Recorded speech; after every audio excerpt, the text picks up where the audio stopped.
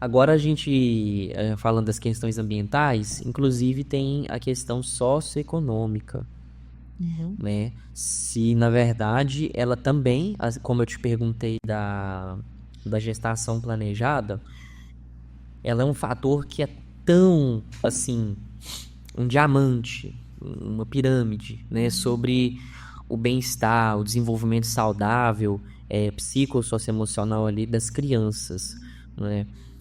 Porque, assim, a gente... É aquela controvérsia, né? O ser humano, por mais que algumas pessoas falam que dinheiro não compra felicidade, não sei o quê, mas impressionante o tanto que o ser humano engaja no comportamento de busca financeira, às vezes até se submete a situações de estresse, né? Por excesso de carga de trabalho. E, enfim, acho que você entendeu, assim, realmente... Sim, realmente. Lembra que eu falei que o nosso cérebro começa a ser formado muito antes da gente ser gerado. Porque existe um aspecto histórico e evolutivo, né? Inclusive de quem foram os nossos antepassados que foram se adaptando, sobrevivendo e reproduzindo. Então, isso já tem um componente aí, né? Do que foi selecionado ou não evolutivamente. A outra questão é esse ambiente sociofinanceiro, digamos assim, né? Socioeconômico do lugar que você vive e da sua família, da sua comunidade. Imagine se você tivesse nascido no Japão. Como que seria a sua vida hoje? Como seria o Matheus hoje? Em vários aspectos seria diferente. Vários. Pelo simples fato de você ter nascido em um país, um continente diferente. Sim. Então, esse fator social e econômico, antes de você nascer, isso já vai impactar em quem você será, né? Na sua constituição. A gente já falou da gestação, né? E a pobreza, por si só, ela é um dos fatores mais estressantes que existem.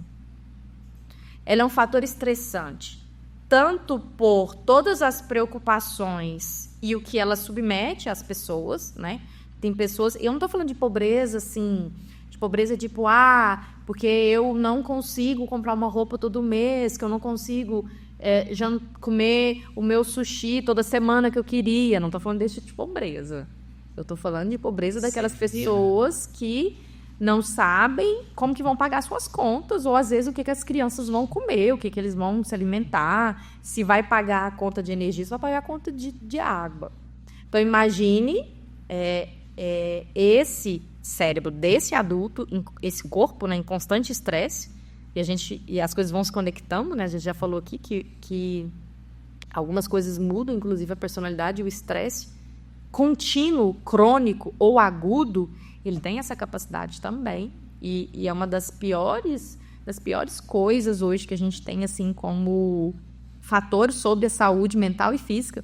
Tanto que muitas coisas, você chega no médico, o médico fala assim, como está o estresse? Precisa diminuir o estresse, porque ele interfere em várias situações. Então, a pobreza, por si só, ela é estressante. Ela é estressante para os adultos, e isso chega nas crianças, esse estresse. Esse estresse chega nas crianças de uma criança que, muitas vezes, ela não recebeu uma nutrição adequada enquanto ela estava sendo gerada, ou um pré-natal adequado, um parto, um pós-parto, um aleitamento materno, ou, na impossibilidade do aleitamento materno, uma fórmula adequada. E uma outra coisa que a gente chama de um enriquecimento ambiental. O quanto essa criança foi estimulada afetivamente e cognitivamente. Não que... E aí eu tomo muito cuidado com isso. Quando a gente fala principalmente de estímulo cognitivo, não é ela ter os melhores brinquedos, os brinquedos mais tecnológicos e tudo mais. Não é disso que a gente está falando, não. A gente está falando de um mínimo mesmo, assim. Inclusive, o nível socioeconômico dos pais e de estudo dos pais, por exemplo, é um fator de risco ou um fator de proteção para as crianças, inclusive de linguagem, de vocabulário. Qual é o acesso, né? A qual tipo de vocabulário? Por exemplo, acesso à leitura. A gente é um país que lê pouquíssimo, né?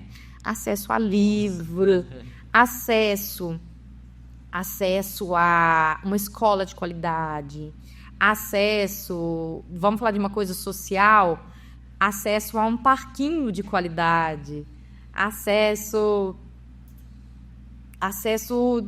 básicos, assim, de tanto sociais como familiares.